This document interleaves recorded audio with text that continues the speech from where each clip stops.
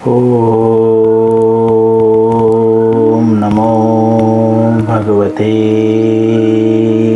वासुदेवाय।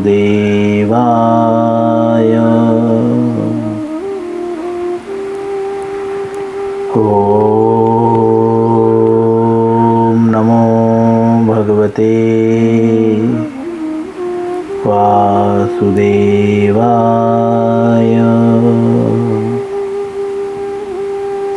ओम नमो भगवते वासुदेवाय।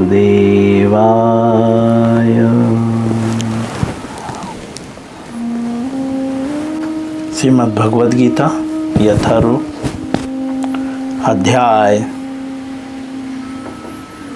9। अध्याय का नाम है परम गुह्य ज्ञान। श्लोक संख्या 12।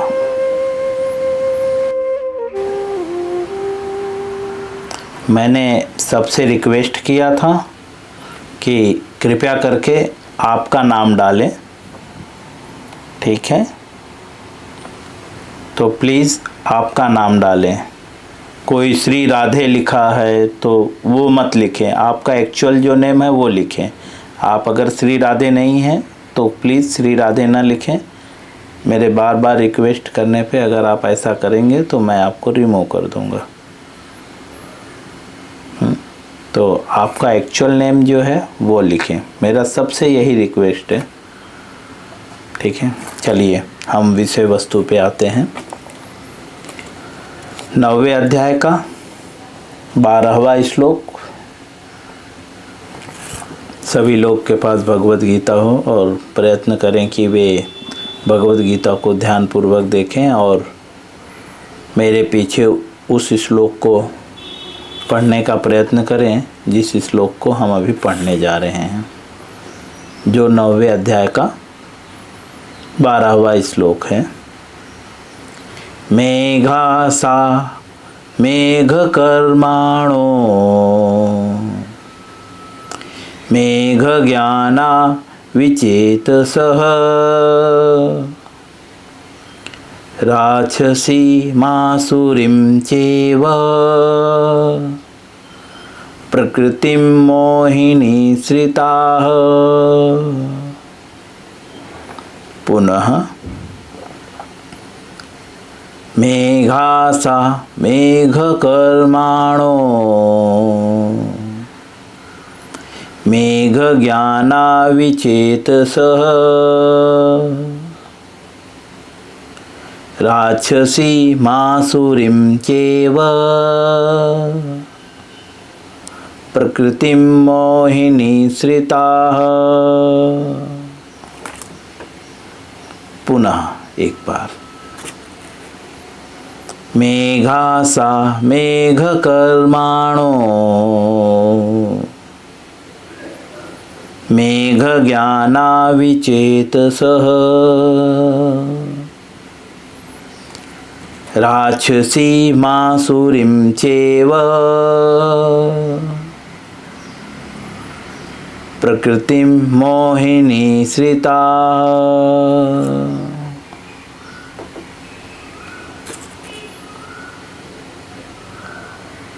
शब्दार्थ, अनुवाद और तात्पर्य श्रील प्रभुपाद जी द्वारा।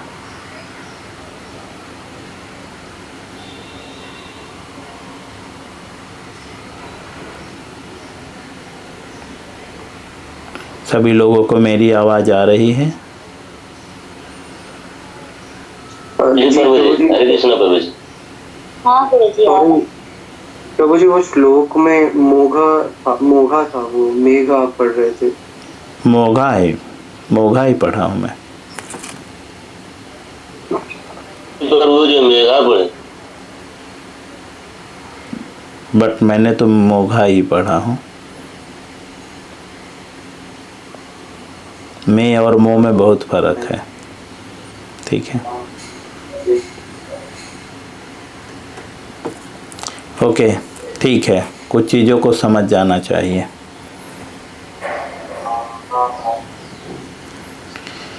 शब्दार्थ, अनुवाद और तात्पर्य श्रील प्रभुपाद जी के द्वारा। मोघ आशा अर्थात निष्फल आशा। मोघ कर्माण अर्थात निष्फल सकाम कर्म। मोघ ज्ञानाः अर्थात विफल ज्ञान। विचेतसः अर्थात मोहग्रस्त। राक्षसीम अर्थात राक्षसी। आसुरीम अर्थात आसुरी। च अर्थात तथा। एव अर्थात निश्चय ही। प्रकृतिम अर्थात स्वभाव को। मोहिनीम अर्थात मोहने वाली। श्रिताः अर्थात शरण ग्रहण किए हुए। अनुवाद: जो लोग इस प्रकार मोहग्रस्त होते हैं वे आसुरी तथा नास्तिक विचार वाले वे आसुरी तथा नास्तिक विचारों के प्रति आकृष्ट रहते हैं। इस मोहग्रस्त अवस्था में उनकी मुक्ति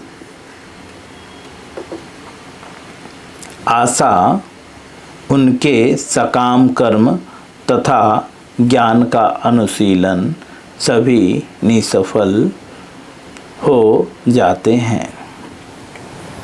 जो लोग इस प्रकार मोहग्रस्त होते हैं, किस प्रकार, जैसा कि पिछले श्लोकों में बताया गया है। पिछले श्लोक में हम देखते हैं अवजानन्ति माम मूढ़ा। किस प्रकार मोहग्रस्त होते हैं? इस प्रकार, जैसा कि यहाँ पे बताया है कि वे भगवान का उपहास करते, इतना मोहित हो जाते हैं कि वे भगवान का भी उपहास करते हैं। इस प्रकार जो मोहित हो जाते हैं वे आसुरी तथा नास्तिक विचारों के प्रति आकृष्ट होते हैं या रहते हैं। ऐसे लोग, यहाँ पे स्पष्ट हो रहा है क्योंकि पिछले श्लोक में बता रहे हैं जो भगवान का, इसीलिए यहाँ पे संबोधित करें जो इस प्रकार मोहित हो जाते हैं, अर्थात जो भगवान का उपहास करते हैं। भगवान का उपहास कौन करते हैं? तो आगे के लाइन में बोलते हैं जो आसुरी तथा नास्तिक विचारों के प्रति आकर्षित होते हैं। तो इस प्रकार मोहित कैसे होते हैं व्यक्ति? मोह उत्पन्न कैसे होता है? इस प्रकार का मोह, किस प्रकार का मोह? जिस कारण से हम भगवान का उपहास करते हैं, एक तरह से कहें तो निंदा करते हैं, एक शब्द में कहें तो हम उन्हें स्वीकार ही नहीं करते, मानते ही नहीं। तो यह मोह उत्पन्न कैसे होता है? मोह एक्चुअली अज्ञानता का कारण भी है। तो यह मोह उत्पन्न कैसे होता है? भगवद गीता के 2nd चैप्टर में बताया जा चुका है। ध्यायतो विषयान पुंसान, 2 अध्याय के 62 श्लोक नंबर और 63 श्लोक नंबर में ध्यायतो विषयान पुंसान संगते सुपजायते संगत संजायते कामो काम क्रोधो भी जायते। बताते हैं, उसके नेक्स्ट श्लोक को भी हम पढ़ेंगे। क्रोधात् भवति सम्मोहात् मोहात् विस्मृति विभ्रमः विस्मृति विभ्रमः बुद्धिनाशो बुद्धिनाशात् प्रणश्यति। 62 श्लोक। ध्यायतो विषयान पुंसान् संगत्ते सुपजायते संगत संजायते काम काम क्रोधो विजायते। इंद्रिय विषयों का चिंतन करने से, अनुवाद है उसका, इंद्रिय विषयों का चिंतन करने से मनुष्य को उसमें आसक्ति उत्पन्न हो जाती है और ऐसी आसक्ति से काम उत्पन्न होता है और फिर काम से क्रोध उत्पन्न होता है। आगे नेक्स्ट श्लोक में क्रोधात् भवति सम्मोहात्। मोह कैसे उत्पन्न होता है? तो बोलते हैं कि क्रोध के बाद मोह उत्पन्न होता है। क्रोध से पूर्ण मोह उत्पन्न होता है। जब क्रोध पूर्ण हो जाता है तो मोह उत्पन्न हो जाता है और मोह से स्मरण शक्ति का विभ्रमित हो जाता है। जब स्मरण शक्ति विभ्रमित हो जाती है तो बुद्धि नष्ट हो जाती है और बुद्धि नष्ट हो जाने पे जो है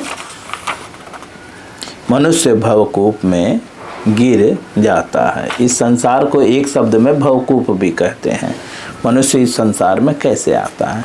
तो यहाँ पे यह स्पष्ट बताते हैं जो लोग इस प्रकार से मोहग्रस्त हैं। किस प्रकार से? जो भगवान को नहीं मानते, भगवान का उपहास करते हैं। इस प्रकार से जो मोहग्रस्त हैं वे आसुरी तथा नास्तिक विचारों के प्रति आकृष्ट होते हैं, रहते हैं। इस वजह से वे जो है भगवान को अस्वीकार करते हैं। और मोह में कौन रहता है? क्योंकि जो मोहग्रस्त व्यक्ति है वही भगवान को अस्वीकार करता है। तो मोहित कौन होता है?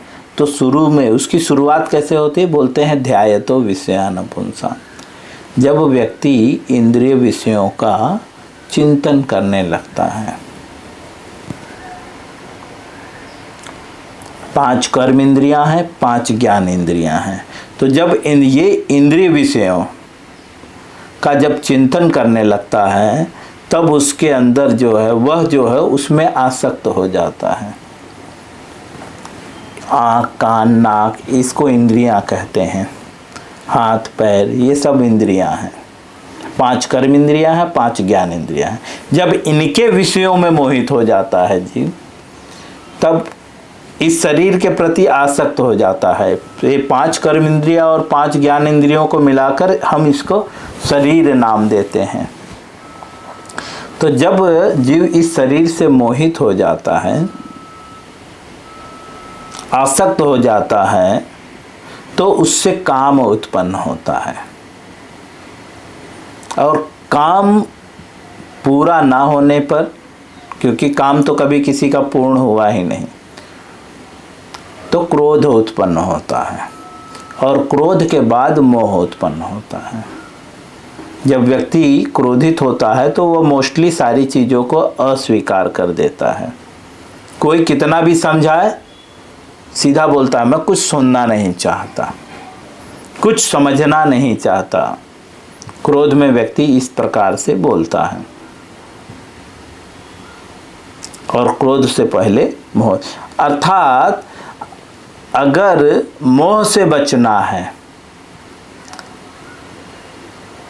तो व्यक्ति को क्या करना होगा? इंद्रिय विषयों का चिंतन छोड़ना होगा। चलिए, श्रील प्रभुपाद जी कहते हैं ऐसे जो मोहित लोग हैं, अर्थात जो भगवान को अस्वीकार करते हैं, ये मोस्टली जो है आसुरी और नास्तिक विचारों के प्रति आकृष्ट रहते हैं। ऐसे ही लोग, मतलब असुर लोग ही जो है भगवान को अस्वीकार करते हैं। दूसरे शब्द में श्रील प्रभुपाद जी स्वयं भगवान ये बताना चाहते हैं जो असुर होते हैं वो भगवान को अस्वीकार करते हैं, और जो नास्तिक होते हैं, नास्तिक मतलब मेरा अस्ति, कुछ भी नहीं है, वे लोग नास्तिक होते हैं। तो हाँ, समाज में आजकल यूज करते हैं ना, हम नास्तिक विचार वाले हैं, मतलब हम भगवान को नहीं मानते। और आसुरी मतलब जो सही है ठीक उसका उल्टा करेंगे, जो आप मना करोगे उसी को वे वही करेंगे जो आप मना करोगे, इसको आसुरी कहते हैं। तो जो ऐसे लोग हैं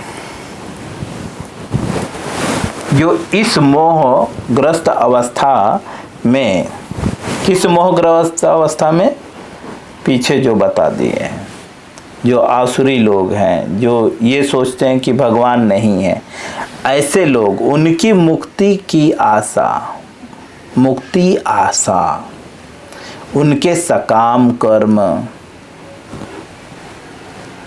और ज्ञान का अनुशीलन सभी जो है निसफल हो जाता है। वो कितना भी पढ़ाई लिखाई करे, कितना भी शास्त्रों का अध्ययन करे, समझे, कितना भी अच्छे कर्म करें, सकाम कर्म मतलब अच्छे कर्म,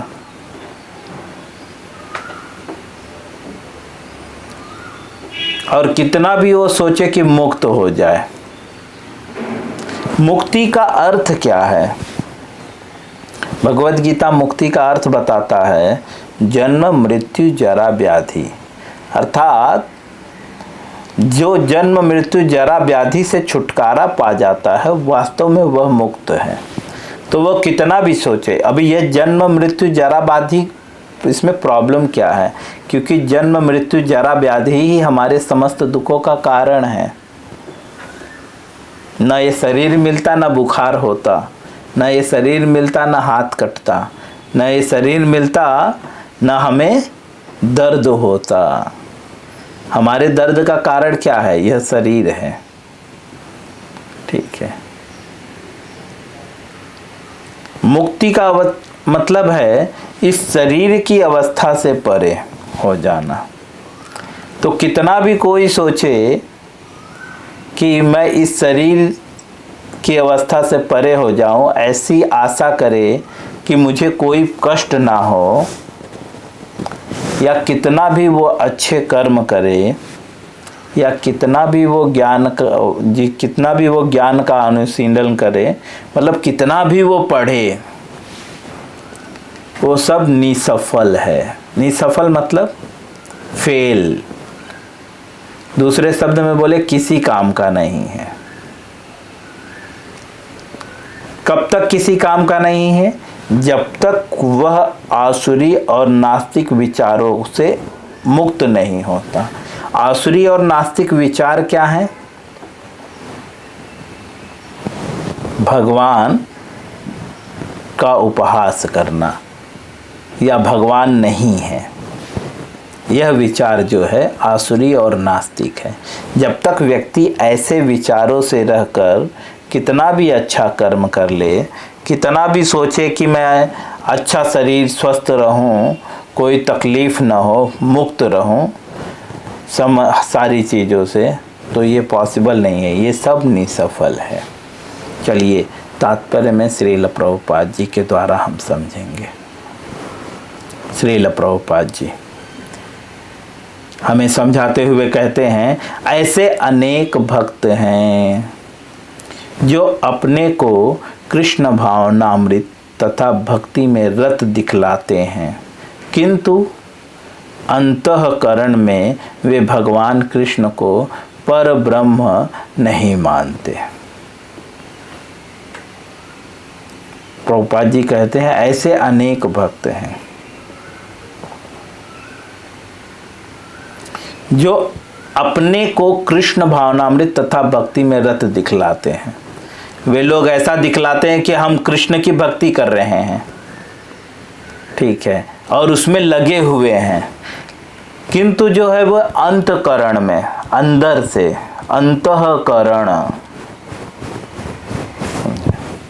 अंतःकरण से जो है भगवान श्री कृष्ण को पर ब्रह्म नहीं मानते।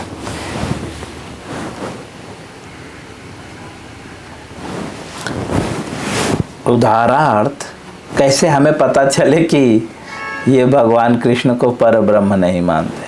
हम देखते हैं मंदिर में कुछ लोग आते हैं। आप सोचिए ना, एक छोटे से प्रधानमंत्री के सामने, एक देश का प्रधानमंत्री है, वो अगर आ जाता है तो हम उसके सामने बैठते भी नहीं हैं, खड़े रहते हैं, हाथ जोड़ के खड़े रहते हैं, अरे साहब साहब, है ना। लेकिन जब हम मंदिर में आते हैं तो भगवान कहीं और, हम कहीं और लगे रहते हैं। थोड़ा भी हमें ऐसा भय नहीं रहता कि हमारे सामने जो है भगवान खड़े हैं, पर ब्रह्म अर्थात भगवान खड़े हैं। एक ऑर्डिनरी व्यक्ति के लिए जब आप इतना डर रहे हो, इतना सम्मान कर रहे हो, तो भगवान का कैसे आप अपमान कर रहे हो? कुछ लोग लड्डू गोपाल को रखते हैं, है ना, तो एक्चुअली वो अंतःकरण से उनको भगवान मानते ही नहीं है, परब्रह्म मानते ही नहीं है, समझे। बाह्य रूप से बहुत खुद को भक्ति में रत दिखाते हैं, कृष्ण भावनामृत दिखाते हैं कि हम जो है कृष्ण भावनामृत में रत हैं पूरी तरह से और बहुत भक्ति कर रहे हैं, लेकिन अंतःकरण से वो भगवान को मानते नहीं हैं।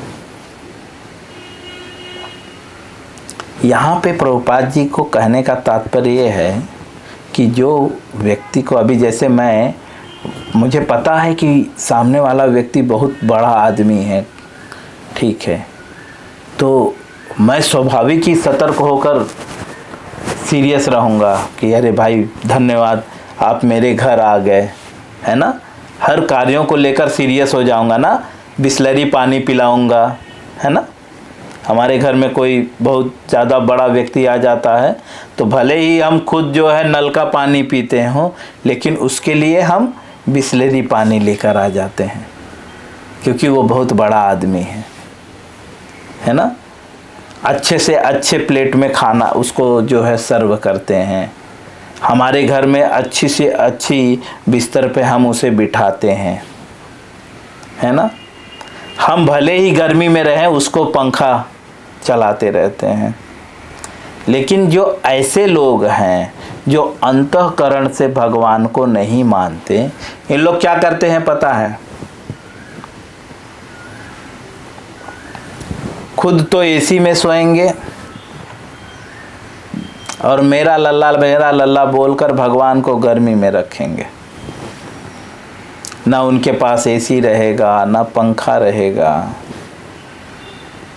जीन्स पहन के घूमेंगे उनको गोद में लेकर, जो कि वैदिक प्रथा बहुत है। मंदिर में भगवान की सेवा करने के लिए कितने सारे ब्रह्मचारी लगे हुए हैं, कितने सारे नियम कानून हैं, लेकिन वे उसको एक छोटे से डोलची में घुमा रहे हैं, समझे, ऐसे ऐसे करते हुए, क्योंकि वे अंतःकरण से बोल तो रहे हैं मुंह से कि मैं ये भगवान है, लेकिन अंतःकरण से जो है वो भगवान को जो है पर ब्रह्म नहीं मानते। ऐसे लोगों को कभी भी भक्ति फल भगवत धाम गमन प्राप्त नहीं होता। कैसे लोगों को? जो अंतःकरण से भगवान कृष्ण को पर ब्रह्म नहीं मानते। और कैसे लोग अंतःकरण से पर ब्रह्म नहीं मानते, उसका मैंने आपको कुछ कुछ एग्जाम्पल दे दिया। तो श्रील प्रभुपाद जी लिखते हैं, ऐसे लोग न भक्ति में सफल होते हैं न भगवत धाम गमन अर्थात भगवत धाम को जाते हैं। ठीक है, इसके आगे हम कल पढ़ेंगे। हरे कृष्णा।